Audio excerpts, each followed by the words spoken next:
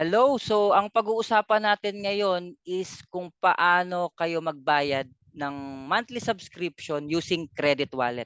Okay? So first, kailangan mong kunin yung iyong sa may info, kunin mo yung iyong ID number. Copy mo lang 'yan. Then punta po kayo sa My Earnings. Ayan. So sa My Earnings, so pag may earnings ka na diyan, click mo yung credit wallet. Ayan. So dahil may earnings ka na diyan, pwede mo nang bayaran yung monthly subscription mo. So pwede kang mamili, pwedeng ID number or pwedeng username. Okay? So pili ka lang diyan kung ano yung babayaran mo. Okay? So for example, magbabayad ako, no? Ilagay ko yung aking ID number. Yan. So para makita nyo kung paano siya mag-a-activate. Ayan.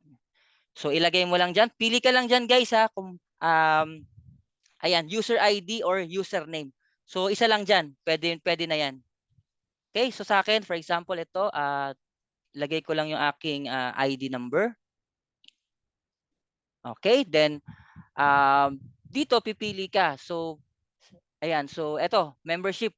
Yan na 'yon, or transfer credit. So dito ka sa membership. Then continue. Ayan na siya. So dito makikita mo sa baba. So dahil pwede ka mamili, pwede ka na magbayad ng yearly, pwede ring monthly.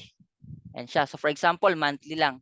So click mo lang 'yan, yung monthly subscription, then click continue. Okay? Tapos make sure i-check niyo yung pangalan. Dapat kung sino yung magsa-subscribe, ayan siya. Okay? So nandito, then issue credit. Ayan, are you sure to want to issue? Then click OK.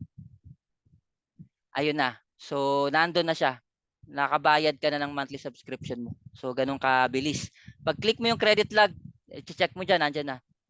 So nakabayad ka na ng monthly subscription. Then to check, check niyo yung account, no? Pa-check niyo. For example, ako, i-check ko yung account ko, click mo yung my membership. So ayan, nadagdagan na. Kakasample, no? So October, November, ayan na. Naka-subscribe na ako for November.